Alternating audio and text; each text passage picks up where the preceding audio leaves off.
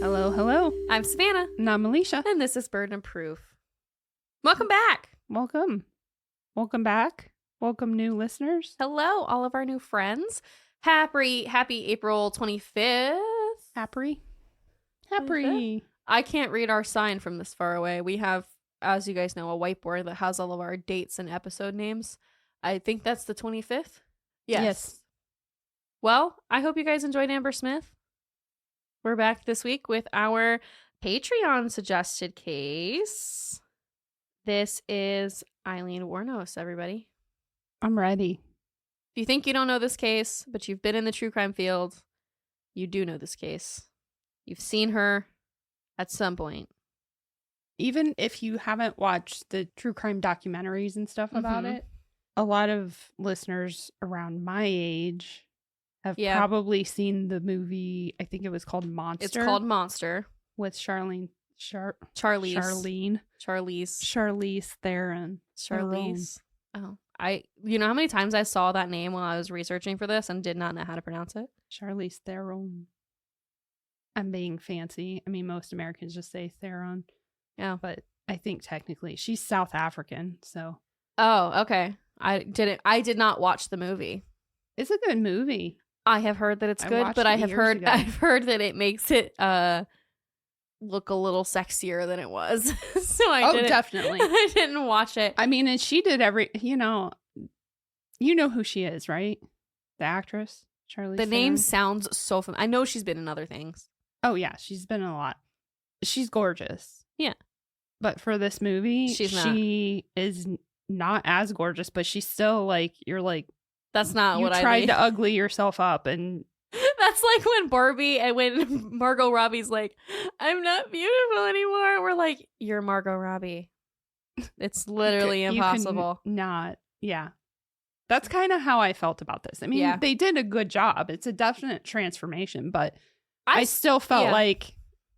I saw clips of it while I was watching a YouTube documentary, and yeah, she sounds a lot like Aileen. Especially like early days Aileen, not after prison, but before prison Aileen. Yeah. She sounds a lot like her. She did an excellent job. But you can only make that level of beautiful not beautiful. Right. And outside beautiful. And Aileen Wuornos was not a looker. No. Not a looker. No. Well, I'm going to just warn y'all up front. This is a controversial case. A lot of people have a lot of feelings about it. I'm sure some of our listeners are going to be divided. That's okay. I'm very conflicted personally. Yeah. I've always been on this case. So we're going to talk about it. But just know that whatever opinion you have, that's okay. Absolutely. Unless it's like not related to this and you have like a weird opinion. What? I just feel like the phrase any opinion is okay is a little broad. So I was going to narrow it down a little. Some opinions are bad. Don't be racist. Cool. Well, yeah. Or bigoted. Yeah. Anyway, let's dive in. You ready? I'm ready. All right. Buckled up. A leap year baby on February 29th, 1956, Aileen Wuornos was born to a Finnish immigrant who had recently divorced her husband, and they already had a previous child. So Aileen was their second child. Got it. Okay. They had divorced before Aileen was born, which was probably a good thing, as we'll talk about in a little bit. But her older brother's name was Keith, and her and Keith would be super close, as we'll see. Unfortunately, her mother didn't stick around for long, and shortly after she was born, her mom abandoned both her and Keith and left them with their paternal grandparents. Her grandfather was named Laurie, and her grandmother's name was Britta. Britta. Like the filter. But I kind of like that name. If not for the filter, like, that's...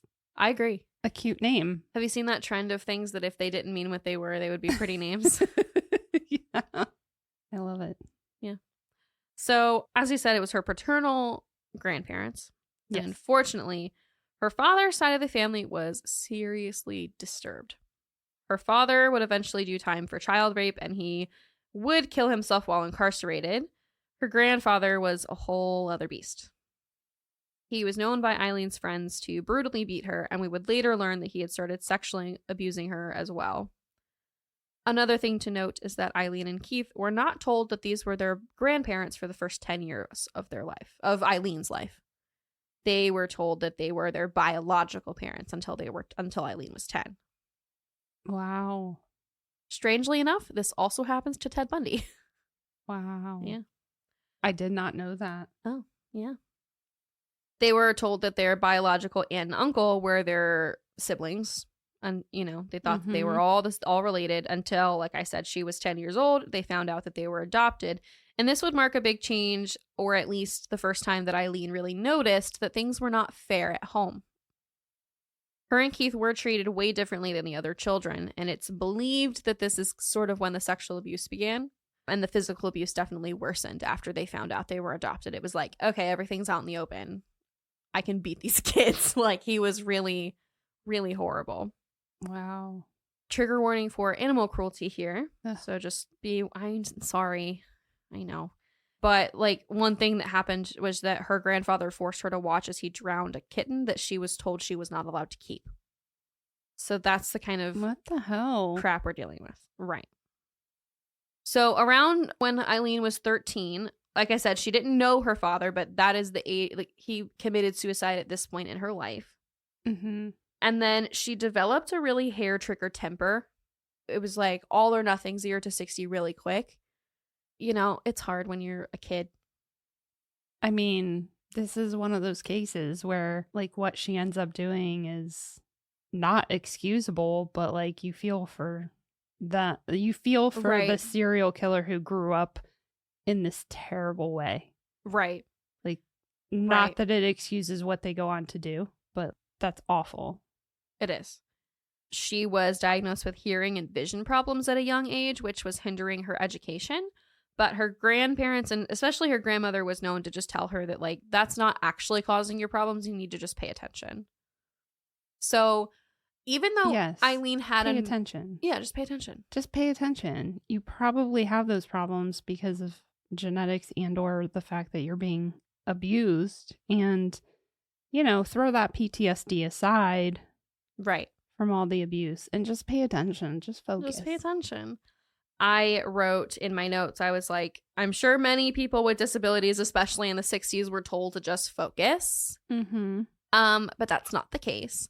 And Aileen had a normal, or at least mostly normal IQ level, but her language comprehension was very delayed. So even the way she talks as an adult is a lot like that of, like, a middle schooler, maybe like 5th grader, 4th grade, 5th grade, 6th grade level. So she has the brains behind it, but it's difficult to see that. Yeah. Okay. At 11, there are records of Aileen beginning to exchange sexual favors with her peers for cigarettes. I think this can easily be attributed to the alleged, although pretty obvious, sexual abuse that she suffered as a child. This earned her horrible nicknames, bullying, and a bad reputation, obviously. And then when she was 14, she popped up pregnant. So even today, we don't know who the father was or what the circumstances around the pregnancy were. I personally believe that the child was a product of rape. And this is Eileen's first story, but that eventually shifted. She changed it later to say that it was not that way. She goes back and forth on that a lot. But the most likely and most believed stories by people who have studied Eileen's life is that A, the child was fathered through the rape of Aileen by one of her grandfather's friends, or that B, the local pedophile had raped Aileen and fathered the child, because there was somebody in their community that the kids were, like, warned about, that they knew who he was, and Aileen had been seen near him recently. There are those two options. I think that it is unfortunately more likely that it was option A, that it was one of her grandfather's friends, because we do know that he passed her along to his friends, unfortunately. I'm containing my rage. Sorry. It's a very enraging situation.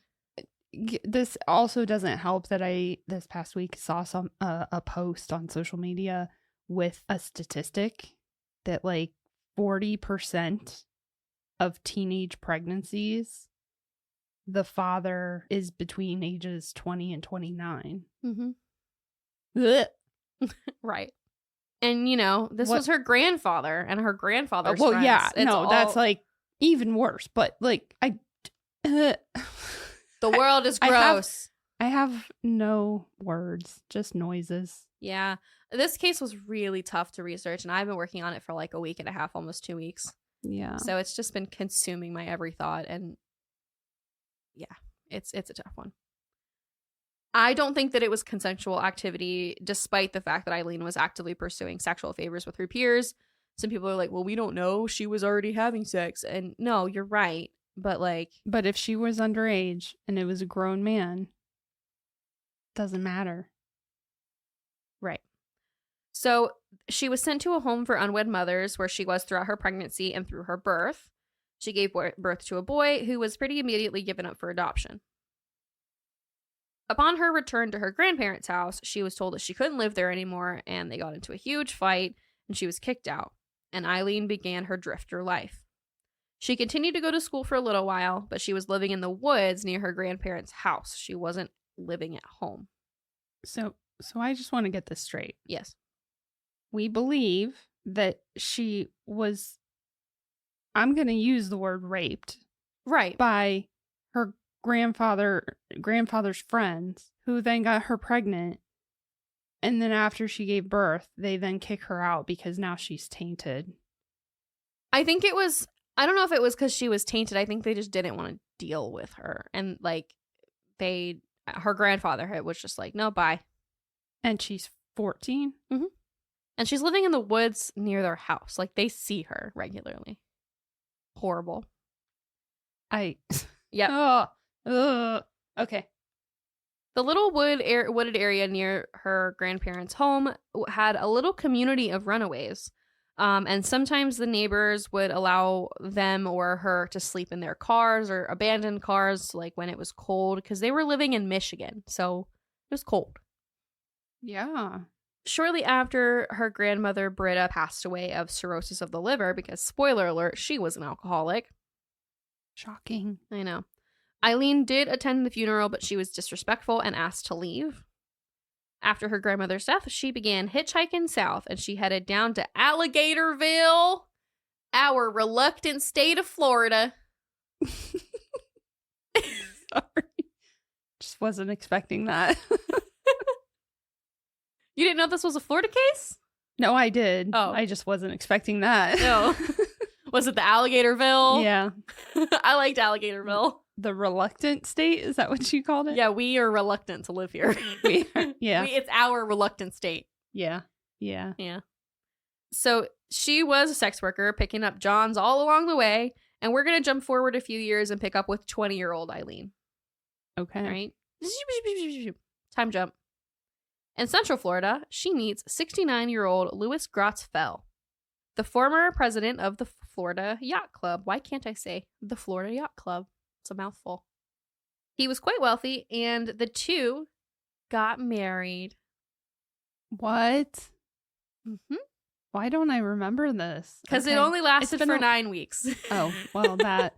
And it's been a long time since I've heard her story. So. Yes. So, like I said, they got married. They were married for 9 weeks, and the marriage ended because of Aileen's affinity for going into bars, causing fights, and generally getting into trouble with the law. In addition to this, it is said that Aileen regularly abused him, beating him with his own cane. He filed for a restraining order, and she actually fled back to Michigan and had their marriage annulled. Around the same time, her brother Keith suddenly passed away from esophageal cancer, leaving Aileen a $10,000 life insurance policy. She used this to pay off a fine or a bond or something from one of her previous crimes, and she also used the other part of it to buy a car. She would eventually total that car while driving under the influence. And once the life insurance money ran out, she went back to Florida. This seems as good a time as any to let you know that she was not only committing the crime of prostitution. She was arrested in the mid-70s for assault, disturbing the peace, and disorderly conduct. In the early 80s, she served time for an armed robbery where she drunkenly tried to rob a convenience store in a bikini. Yeah, I do remember that. Yeah. She also had a record of forged checks, resisting arrest, drunk driving. She had lots of aliases and fake names. Mm-hmm. she was a mess. She was a drifter. She was never homed. She was always flitting around. Flitting around. I don't know what I was trying to say. I like it.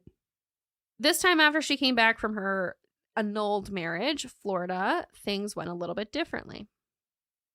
She got arrested for armed robbery, and she did some time before getting out and continuing to prostitute. Is prostitute a verb or a noun?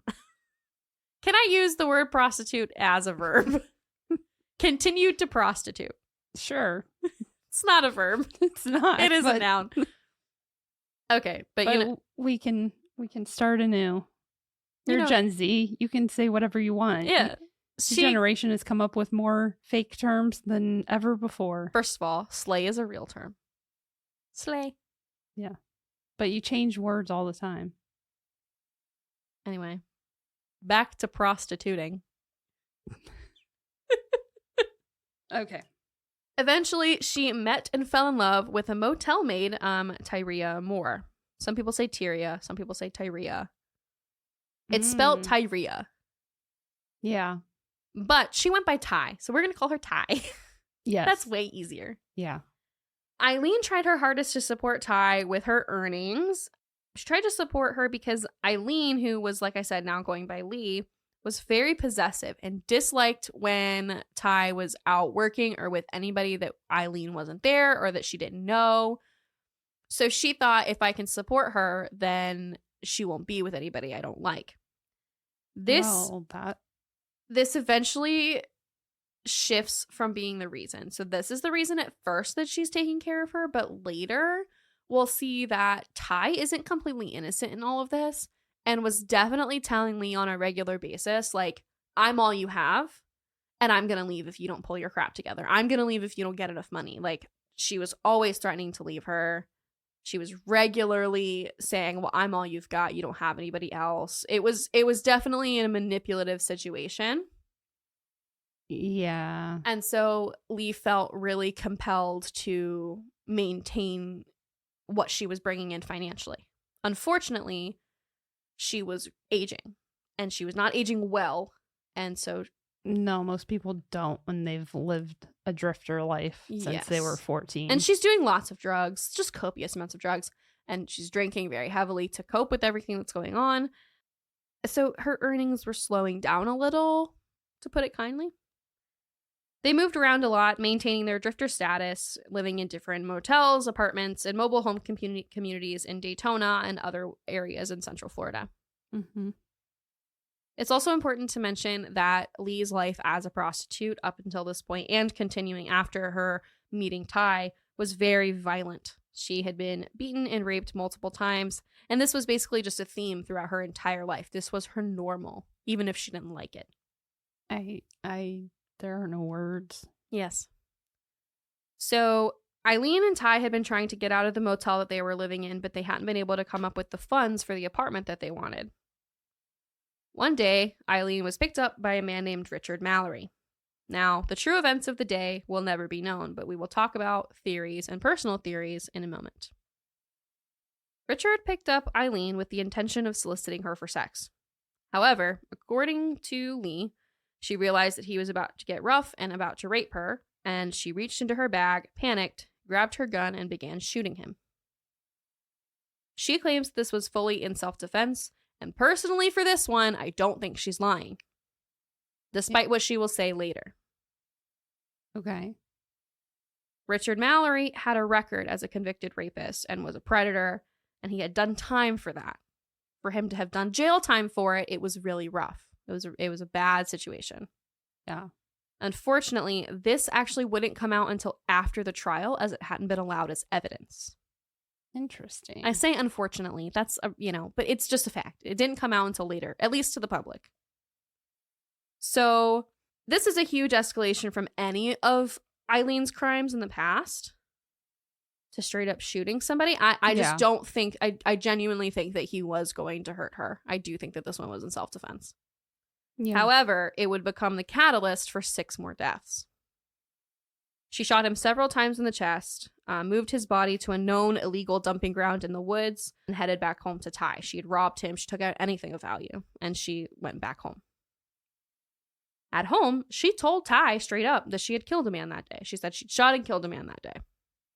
Just moved on from that, I guess. I mean, as crazy as it seems to those of us that live, just a normal, boring old life. Yeah. That's just, it's like a highlight in the week of theirs, probably. At least something notable for sure. But, I don't know.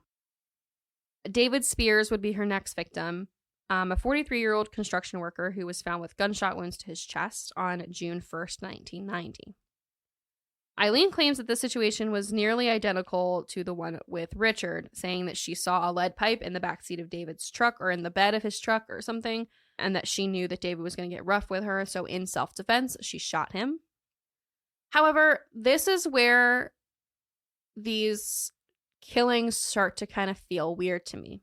Mm-hmm. The first one, like I said, I have absolutely no doubt in my mind that it was truly in self-defense. Looking back on his record and what people said about him, that tracks. But David Spears didn't have that record. He was 30 minutes away from his destination where he was expected.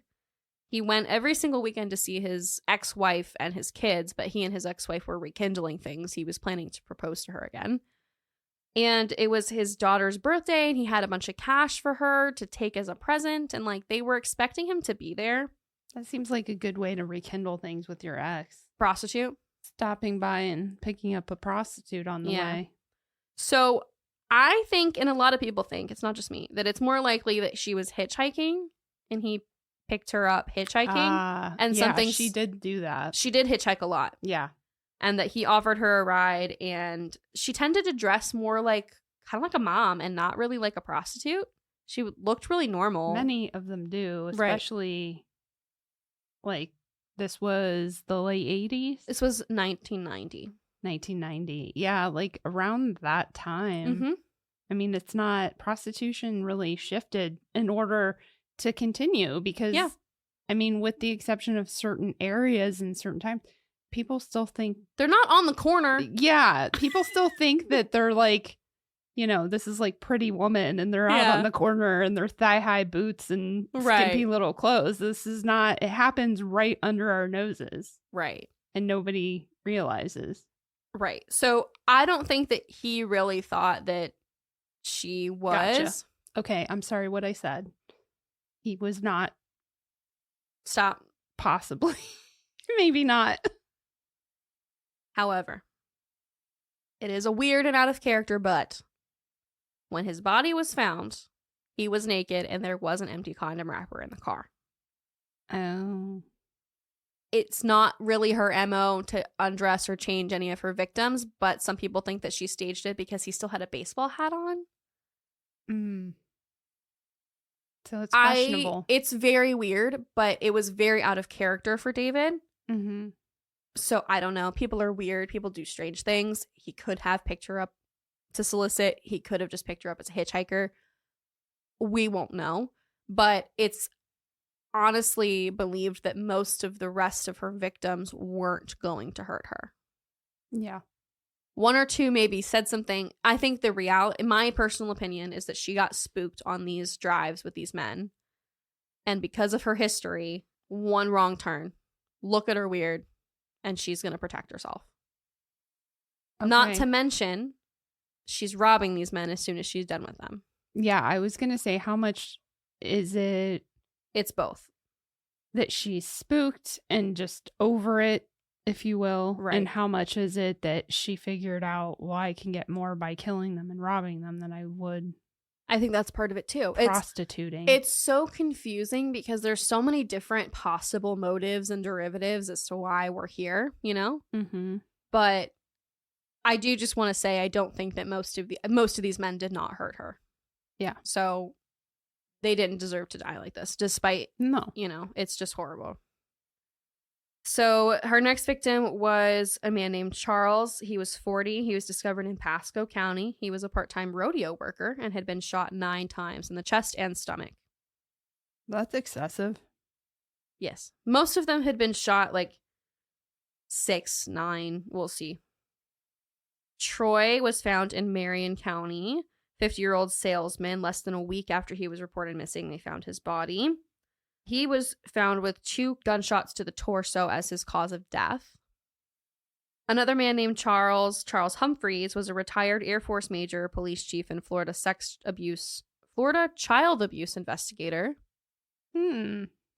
Lovely. Yes. He was found dead in Marion County on September 12th, 1990, fully clothed with multiple gunshot wounds to the head and torso. His car was found later in Suwannee County. Say that 5 times fast. Suwannee. That one, people think that he was kind of roughing her up because he had some weird views. I don't know. Peter was 65 years old, and he was on his way to New Jersey in the summer of 1990. His car was found in Orange Springs in July of 1990, but his body was never found. However, witnesses do see 2 women in the car in Orange Springs. When those women talk to police, they give a description, and it is very, very, very, very, very close to Ty and Lee. Oh, so Ty was definitely in the cars.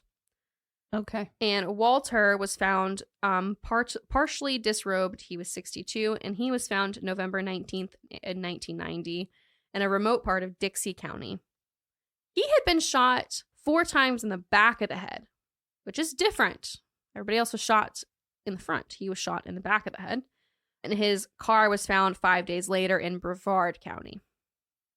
She was taking anything of value from them, taking it home to Ty. They were pawning it and taking their cars for a few days before dumping their cars. They didn't keep the cars for very long. But she was just coming home with all the stuff and with new cars. And Ty was not asking questions, apparently. Even though she had already told her that she had killed somebody before. So I'll just let you think what you will about that. Okay. And at least one of these, we have an eyewitness who saw Ty in the car. A second woman in the car that is described very much as what Ty looks like. Okay. Interesting. Yes. One quote from documentary maker Nick Broomfield, who we'll talk a lot about later. He spent a lot of time with Aileen after her trial and before her trial. And he said, quote, "People painted Aileen as a monster, which she was not. She was also not a serial killer. Aileen neither planned her crimes, stalked her victims, or took any pleasure from what she did." In his documentaries, he often acknowledged the mental state of Aileen, and we'll talk a little bit more about his opinion later. But I mean, statistically, like by definition, she is a serial killer. He just means that she's not like it's planning different. It, you know? Yeah. These men did absolutely not deserve to die for their situations with Aileen. No. Most of them, anyway. No.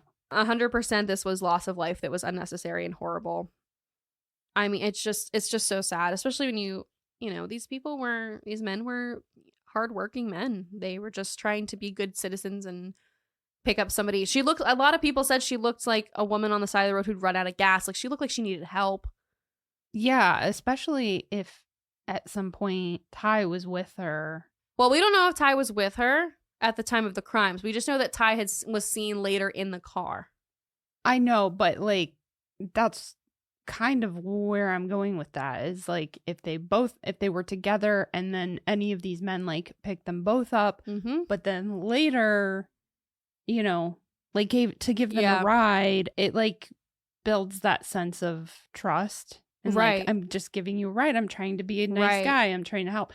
I mean, who knows? And that's just it is like you said, and I talked about, prostitution doesn't always look like prostitution. So these guys very much could have just been stopping to give them a ride. And even with the one guy that you went into more detail with that was on his way to sit, what was his name? David.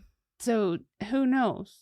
You know, there's also guys that wouldn't be ballsy enough to stop and knowingly stop and pick up a prostitute. But if the opportunity arose, like once he stops thinking, I'm giving you a ride, and then she offers, who knows? Like, right. We have no idea with the opportunity in that sense. Who knows? Yeah, it's a tricky situation, and it's just horrible. But it kind of seems to me like there's a good chance that it wasn't under the pretense of prostitution at that point. Yeah. Like once she was well on this pattern. Yes. I think that, I have there's so many different options, but it could very much be that she just had a penchant for killing once she did it the first time. And when she saw these opportunities to rob them, she took it. That's what she'll say later. I'm going to show you a clip of her the day before her execution where she changes her story a little bit. So we'll talk about it in a few. Okay. In Florida, as we've talked about a couple weeks ago, you have to be fingerprinted when you're pawning things. Mm-hmm. So when the police were looking for Richard Mallory's things, they tracked some things back to a pawn shop, and they found that Eileen's prints had been used. Now, it was under an alias, but she had used this alias before, and when the police were able to track it down, they were able to say, okay, it's actually, her real name is Aileen. They put out a sketch based on what the witnesses who had seen them driving the car said, and the cops started asking all the right questions. They were asking questions to Ty's family. They were outside their homes, and Ty turned on Aileen really quickly, recording their phone calls and turning all their phone calls into police. And eventually, Lee was tracked down to a biker bar called The Last Resort. At this point in her life, Aileen was pretty much drunk all the time. And when the cops found her, she was slumped in. Somebody had taken an old car seat out of a car and put it outside the bar. And she was slumped over in that chair. And they basically were like, you can just sleep it off. And they just let her sleep it off all night. And then they arrested her at the bar in the morning. Wow. Yep. When she gets into the station, she sits down and she sobs through a confession. And she tells them that she killed all these men in self-defense. It's important to note that her story will change several times over the coming years. But I believe that the truth is somewhere in the extremes. In between, somewhere in her stories is the truth. I don't think that she's hiding something bigger. I don't think that she's hiding a secret desire. She's not getting off on these killings in any sort of way. Yeah. I think it started as self-defense, but also she was robbing to keep Ty happy. Maybe she just found she had the compulsion. Unfortunately, we'll never truly know other than what she says. And it's hard to believe exactly what she says when there's signs pointing every other direction. Right. Right. Aileen was charged with first-degree murder of Richard Mallory, armed robbery with a firearm or a deadly weapon, and with possession of a firearm by a convicted felon. Prosecutors argued that she'd qualified for the death penalty, and this is the only murder charge that she actually goes to trial for. Prosecution uses videotaped confession of when she comes into the police station for the first time as the pinnacle of their case, and they're able to introduce evidence related to her other charges, because she is charged with the other murders. It's the only case that she'll go to trial for. They were able to bring in her other murder charges as evidence based on a law at the time in Florida called the Williams Rule, which allows evidence related to collateral crimes to be admitted into evidence if it shows motive. Gotcha. It can show motive, intent, knowledge, lack of mistake, sort of thing. It can show, that was the word in the statute, lack of mistake. Yeah. That's interesting. I guess it just means like it wasn't an accident the first time. Yeah, just to prove that it wasn't an accident or a mistake. Yeah. I just thought it was a fun little phrase they threw in there. You didn't mistakenly kill these people when you pointed a gun at them and fired 6 to 9 times. Right. Interestingly enough, this Williams rule wasn't applied to her defense team. They were not allowed to bring in the situation of Richard's past crimes. I don't know if they weren't allowed to bring it in or if they even brought it up. But either way, it didn't come out to the public until after the trial or even closer to the appeals. It came out late. Well, that kind of makes sense to me because a lot of rules like that in law tends to lean in favor of prosecution. Yes. So that makes sense. Yes. Unfortunately. I mean, she had a public defender who definitely did a good job at his first trial. Not going to lie to you. He seemed like a level-headed guy from what I can tell. Mm-hmm. Against his wishes, she did testify. However, she really didn't answer a whole lot. She pled the fifth a lot. She repeated her claim of self-defense, and she became agitated and angry during cross-examination. She was the only witness that the defense brought. The defense team also brought up the fact that soon after her arrest, 3 detectives on the case, as well as Ty, talked to the media and sold their stories and signed contracts for lots and lots of money. Insert my eye roll. Mm-hmm. So we're going to talk about the penalty phase a little bit here. Like I said, this was a capital murder case. The prosecution went for the death penalty. And the jury talked about the different factors going into the death penalty, right? The aggravating circumstances that lead it to be a death penalty case. And they found, with a vote to 12-0, a unanimous vote, that there were 5 aggravating circumstances and only 1 mitigating factor. The 5 circumstances were that Aileen had a previous felony conviction involving the threat of violence. She had committed murder during the commission of a robbery. The murder was committed in order to avoid arrest.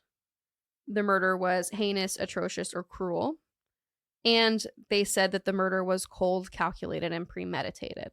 The murder of Richard Mallory. The only mitigating factor was that she suffered from borderline personality disorder. So basically, they decided that she knew the difference between right and wrong. And between all of these factors, she was unfortunately, but she was given the death penalty. Yeah, which the premeditation doesn't seem right in that particular case. But yes, given the other cases or the other killings, it feels like that's okay. Does right. that make sense? I don't know. It's a weird situation. I don't necessarily agree with the premeditated with this one. Also, I should clarify, whenever we talk about the death penalty, I do this. I've noticed this. I always go, unfortunately, they were given the death penalty. And that makes me feel like, I was like, does that make me sound like I'm anti-murderer? Like I'm okay with them living? And that's not what I'm saying. I'm just like, I don't know. It's just a weird. Well, you've shared that you're not a fan of the death penalty. I'm not. I don't know. The death penalty makes me feel weird. So I say unfortunately when I don't necessarily know how I feel. I've said how I feel about it, which is just, I'm in the middle. Like, I'm not totally against it, but I think it's been handed out a little too often. A little willy-nilly. Yeah. So I understand her getting the death penalty when you look at all the cases. But if it was just based on this one, the first killing. Yeah. But you said that they were allowed to bring in some information from the other killings. Yeah. So that does make sense.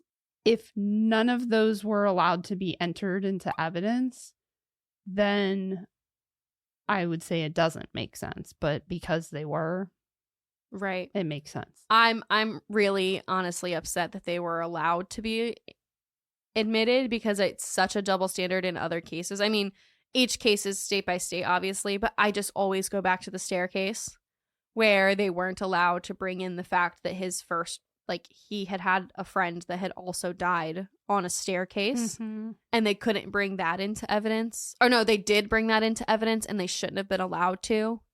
Like, yeah. It's just confusing to me, the hearsay rules that just seem to go out the window sometimes. Yeah. I mean, I don't know. We've talked about it before, that sometimes the way the court does things to save time and money and everything, and it seems kind of callous.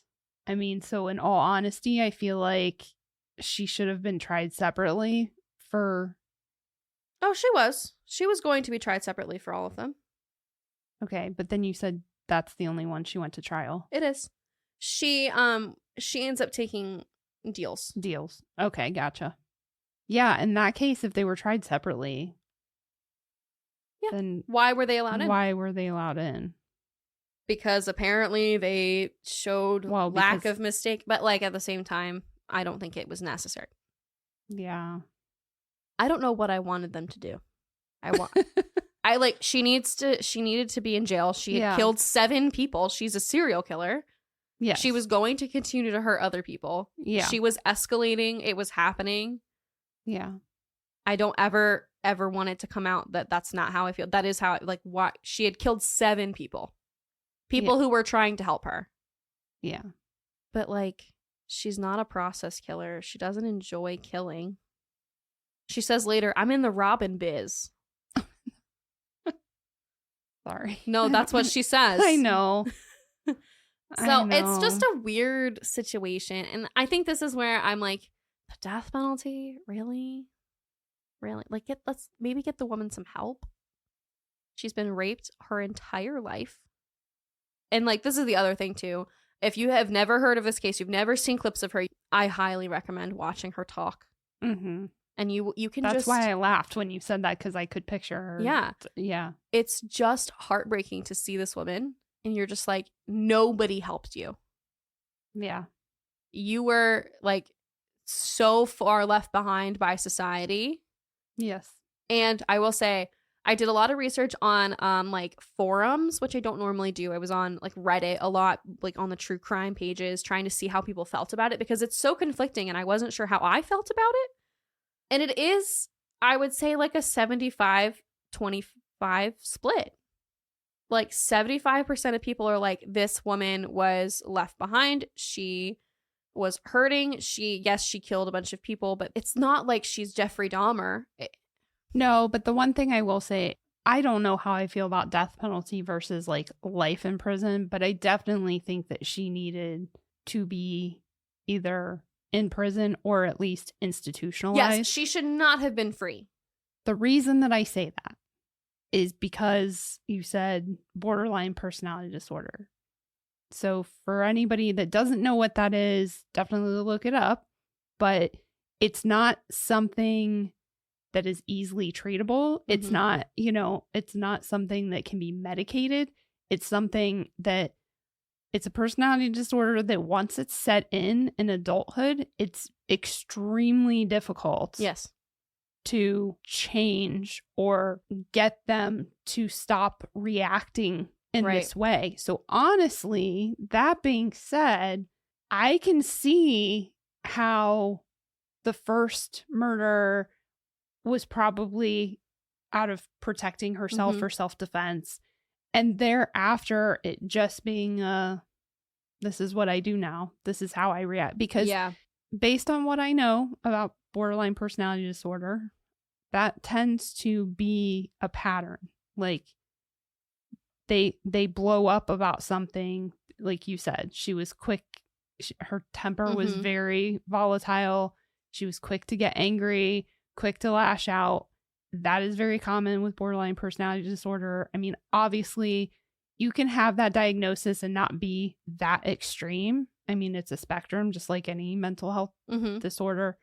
But I don't know that she would have ever been able to get the kind of help that where she could like go back out into the world. Live a normal life and stuff. Like I absolutely, that was all very relevant to this. I mean, yeah. It's just such a complicated, and like I said, it's controversial. Like it's so hard to look at it and be like, you're a horrible person. And like, absolutely. Don't kill people. Oh my gosh. But at the same time, this is one of those cases where it just hurts my heart. I think it might be because like we're women, and knowing that this is the life that she led, that she was raped and abused and from such a young age, her whole life. And then I can see it's just so... Well, we kind of talked about that when I covered serial killer, the Cleveland Strangler, Anthony Soule. He had a horrible upbringing. And I mean, his siblings grew up in the same house, and some of them had it just as rough as he did, and they did not become serial killers. It is absolutely not to excuse what they end up doing, but like, you feel for them. Like, what chance did you even have to have a normal life? Yeah. And it just because of how she lived as a drifter and as a prostitute, that abuse continued her entire life. That's all she knew. Yeah. And it's just so, and like I said, it's 75-25 of people who are like so not compassionate isn't the right word. I don't know. I really recommend watching some interviews with her so you can kind of see what I'm talking about. If you look in her eyes, if you have any soul and you look in her eyes and you just, I don't mean that. I just mean like with empathy, if you look at her, you can just see that this woman needs help.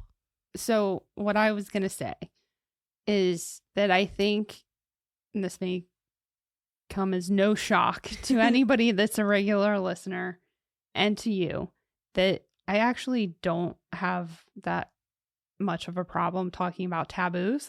Yeah. And I don't understand why it's taboo. This is such a messy area. Why is it taboo to say, like, why does it have to be all or nothing? Yeah. Do you know what I mean? Just because you have compassion or empathy towards somebody that was abused, raped, had to live this terrible life and ended up making horrible, horrible decisions, obviously, because of it, doesn't take away, in my mind, it doesn't take away my compassion and empathy for the victims and their families. Yes. This is just a horrific, sad story. And you know what? I'm really glad you said that. That was very well worded. I agree with you. I do hate that I feel like a lot of times I have to mitigate how I'm talking and like monitor what I'm saying because I'm very concerned about how people are going to think. But you're right. Yes, it does not need to be one way or the other. I agree with you. And I think that's why we've had a couple cases recently where we talk about like the victims not being Susie Sunshine and they weren't the best people. Does that mean that they deserved what happened to them? Absolutely not. Right. Like people turn life into like black and or like moral issues into black and white things, and I just don't get it. I agree. Because life is not like that. Life is a lot of gray. There's a lot of gray in life. This case is so and you gray. can absolutely have some compassion for both sides and say it's terrible that this person grew up this way, this person had to live this life, or chose to live that life based on the trauma that they already had, and their life is so sad. But it's also so sad that then they turn around and that affected what they went through, affected all these other people and their families, and it's just a domino effect. And it is sad all around in my mind. It is sad. I didn't realize how sad this case was when I started researching it. It has been really heavy the last 2 weeks to learn all about this, and it's been really hard, honestly. It is. This is a case that I've had nightmares about, not gonna lie to you. Like, I have dreamt about it, and this is why I was so happy to hear that you were going to be doing it when I saw this was the case that was voted on. Alicia was like, yes, you can do that because I don't want to. I was not want to. Why? Why don't you want to? Nope. No, thank you. Yeah. Well, and that's why. I understand why. Yeah, I knew. I mean, I have forgotten a lot of the details to it because it's been a long time since I've seen the movie or watched a documentary or anything about her. But yeah, it's just a sad. Yeah, it is. Sad story. And it's going to get sadder for just a minute. Yep. Because let's talk about what happens after her trial for Richard Mallory. Because I didn't know any of that stuff. Yeah.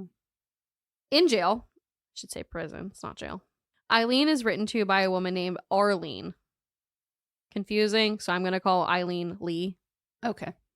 Arlene says that she had a dream that she was supposed to write to Lee and that she was being told by God to take care of her. So she does. She becomes friends with Lee, writing every day, exchanging poetry, and got so close that she actually legally adopted Lee, and Lee changes her last name and everything. Oh, wow. Yes. I didn't know that. Yes, she was adopted as an adult by this woman. And Arlene hired an attorney to do all of the adoptions and the name changes. And he somehow also becomes like her agent. I didn't know that they tested for how to be an agent on the bar exam.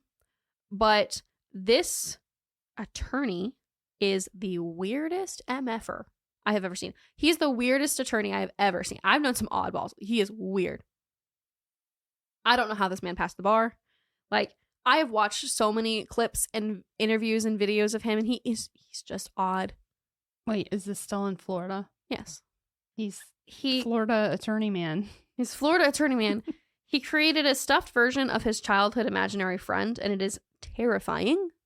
What? Oh, yeah, it's terrifying. He had it on his front porch to keep the homeless away. He was a weird guy. He looks a little bit like that guy in the Alien documentaries on the History Channel. Oh, yeah. You know? That guy? A little bit. He looks a little bit like that. So just picture that. Anyway, Arlene swore up and down that she wasn't motivated by money or movie deals and that she was purely motivated by good Christian intention and her love for Aileen. She even told a story about how she was in some sort of accident. I think it may have been horse related. I don't know why I get that impression. She just said accident. But she said something about being kicked. It was livestock related. Okay. I don't know. She was in an accident. And she said that the doctor said she was going to die, but that her love for Lee poured through her body, and she knew that she had to be there for Lee, and so she lived because of her love for Lee. And the doctors agree with her that that's why she lived. She says that the doctors agree with her. Yes, she says the doctors agree with her. Okay. She's telling all of this to Nick Bloomfield, who does a lot of these docuseries, and Lee knew him. He did, I would say, the most unbiased interviews with her. That's what I'll say. And I think that he has a good opinion. I read that one quote from him earlier. You know, he knew her as much as you could know her. Yes. And Aileen really did care for Arlene. She loved having someone take care of her. She declared herself a born-again Christian. She had found God. What Lee didn't know was that Arlene was profiting off of Lee's story. She was well documented by the local news, and she wouldn't talk to private documentary makers without a hefty price tag. She was doing this to pay herself and to pay Steven, the attorney who had taken over Lee's other trials. Now, I mean this with all respect for weirdos and oddballs, because I've met some weird people, and they're great. But this weirdo is not capable of handling a capital murder trial. Yeah. And he knew that. Well, it's not that attorneys cannot dabble in other areas that are some attorneys think they can their do specialty. everything. Yeah. But they shouldn't. I really don't like calling this guy an attorney, to be honest with you. It really bothers me. But like, did he normally do criminal law, or did he? I have no idea. I don't think this man did much of anything. Oh, wow. Okay. He, like I said, they knew he couldn't do this, and they just wanted to make some money, I think, in my opinion. It is also my opinion, and the opinion of others, that they encouraged Lee's no contest pleas and guilty pleas to the other murders because he knew that he couldn't handle the trial. Right. On top of that, she wanted to get right with God, according to her, and come clean is what she wanted to do. Now, I think that this is important because if she had had a competent attorney handling her other cases, and any of her other cases had been declared self-defense cases, then that, because the other cases were allowed as evidence into her first trial, that could have affected everything. They could have gone back and redone it, especially because when it's a capital case, you automatically get an appeal.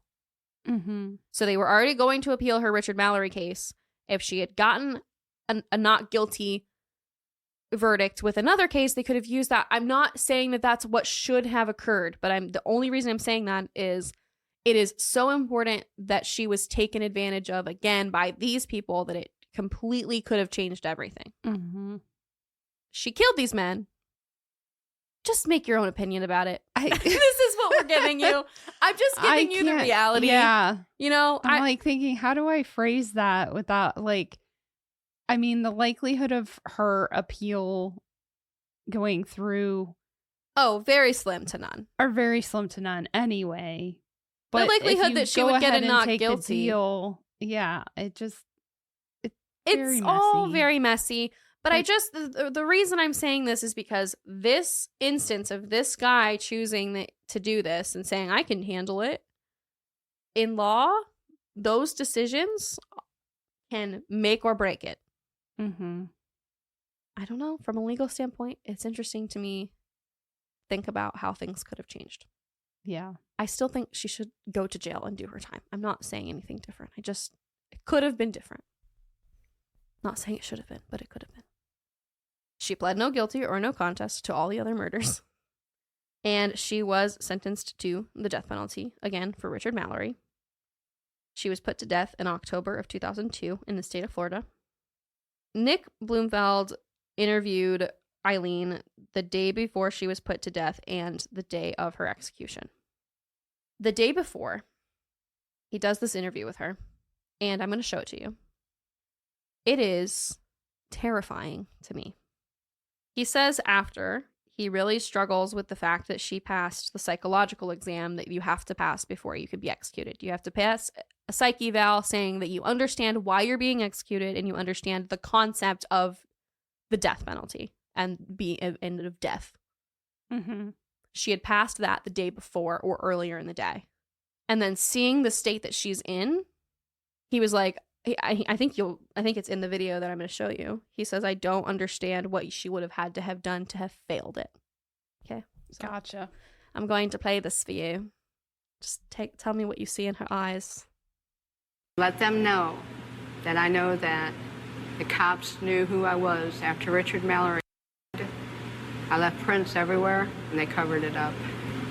And let me arrest those guys to turn me into a serial killer. I know they did. Because I was no professional.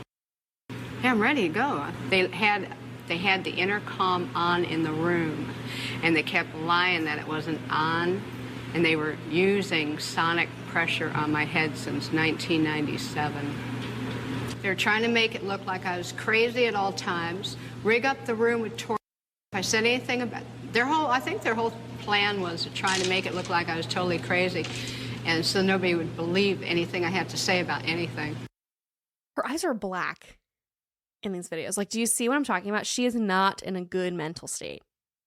Well, she's talking about using sonic pressure on her since 19... Right. It reminds me of a client. Or, I'm sorry, not a client. They wanted to be a client of ours. They wanted to sue. They had a whole backstory. And I took their information initially. And then they went into how... Because they're all watching.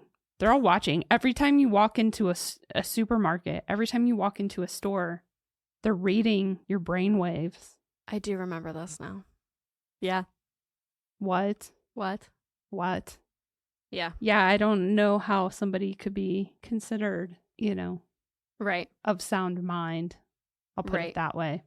So the reason that this case was even on my radar was because I saw the following video, which is taken the day of her execution. She calls Nick Bloomfield and she says, I want you to come down. I want to talk to you. And this is what she says the day of her execution. Okay, I cannot go in the execution chamber and die in the execution chamber as a liar. And I cannot go in the execution chamber and be executed under the devil. I have to come clean and cleanse my spirit in the name of Jesus Christ.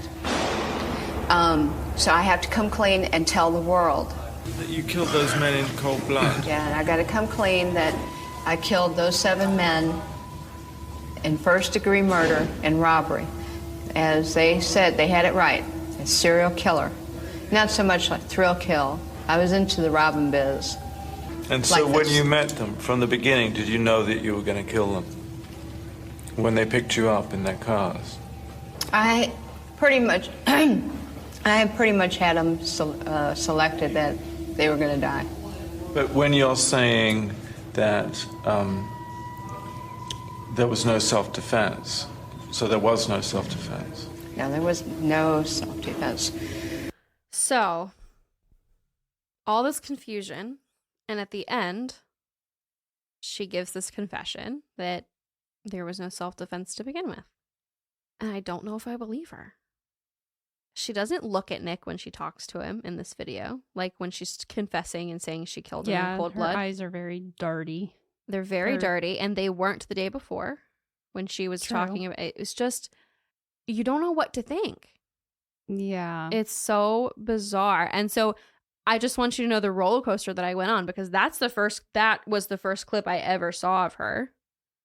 And then I start researching and everyone's like, oh yeah, she was horribly mistreated. These people, like Richard Mallory, definitely raped her. Da, da, da, da, da. And it's just, what do you think? And she's changed her story. She's done this, you know, so many times over the years where she said self-defense, no self-defense, self-defense, you know.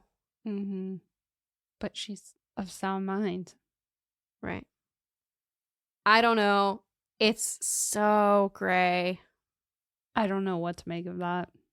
I didn't know anything about that. Really? Yeah. So like I said, I saw that first and I started researching and I was so confused when the whole time I'm like, what do you mean? I saw her confess to doing this. What do you mean people don't know? But then when you look at it, people are like, no, we really don't know. Yeah. Wild. I'm still processing. I know. It's a lot. Yeah.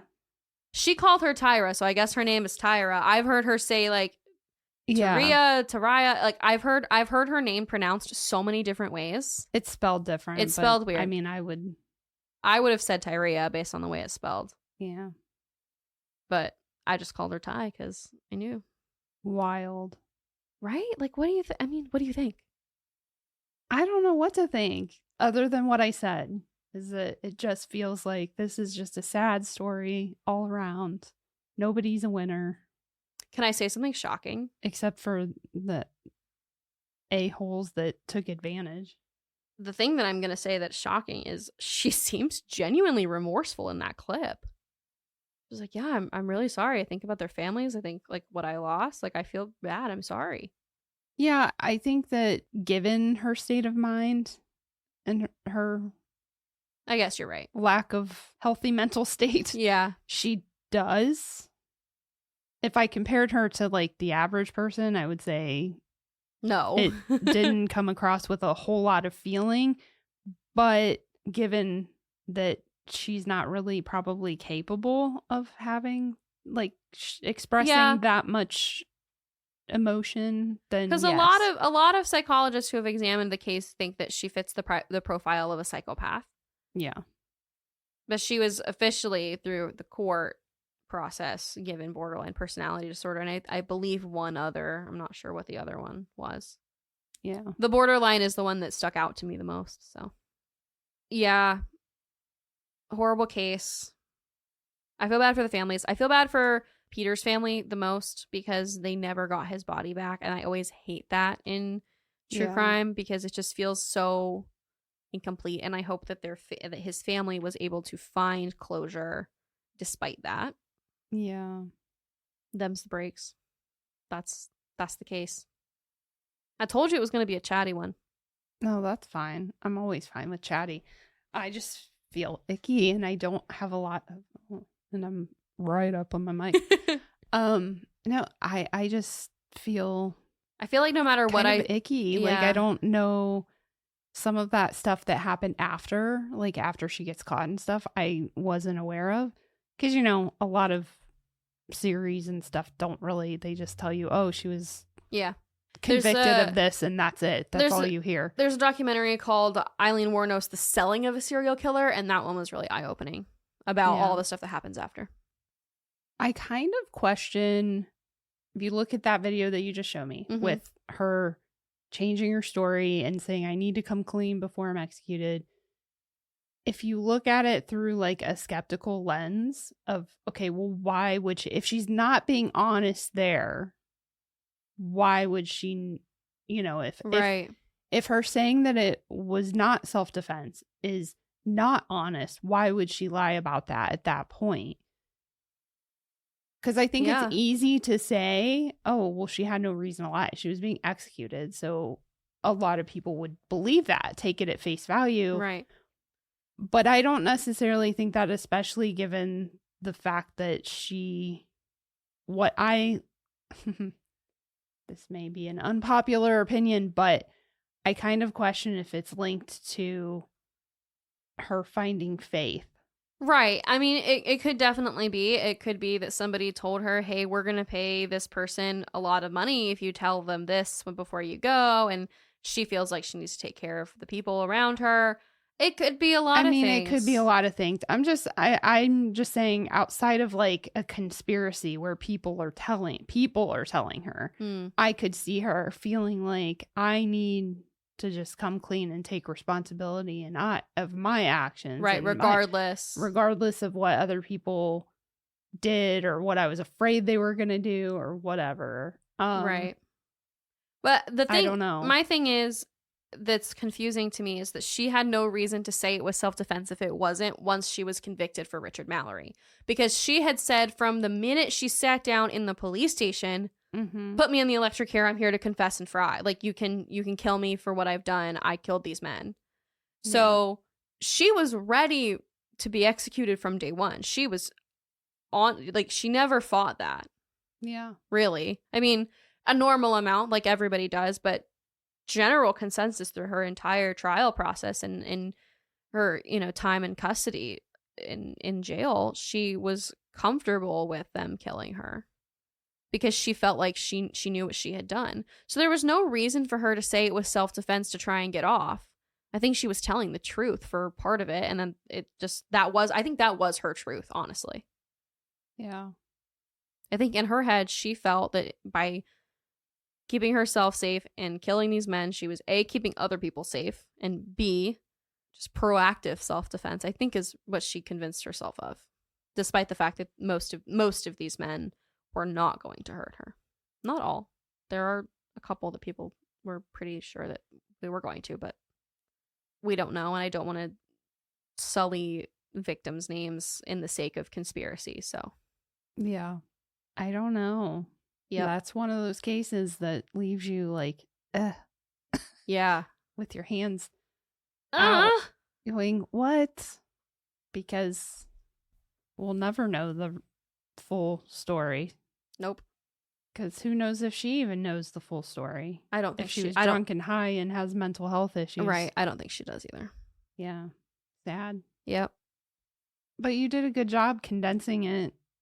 Thank you. Because I know that definitely could have been a two-parter. It could have been. It's a really long case. But we did so many two-parters in March. We didn't want to do any two-parters for a minute. So I condensed it. I hope I did an okay job. I hope you're not confused. I mean, we're all confused with this one. Yes. Well. If you made it this far into the episode, please leave us a shrug emoji.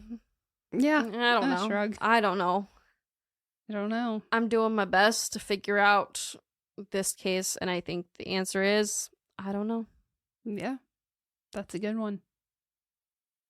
Yep. Let the silence hang. That's how I feel. I am happy to put this to bed, though, because this was a lot. I had dreams about getting shot in a car. It was not fun. Ew. Yeah, I'm ready to be done. So, bye, Aileen. We'll talk to you guys next week, hopefully with something a little bit more definitive, not in the gray area. Hopefully. I was going to say, what's your next case? I have an idea of what my next case is. I started the research, but we'll see. All right. Well, I'll leave the ball in Alicia's court until next Thursday. We'll talk to you guys later. Till next time. Bye. Bye. Thanks for listening, guys. Find us on Instagram and TikTok at Burden of Proof Pod and email us at burdenofproofpod@gmail.com.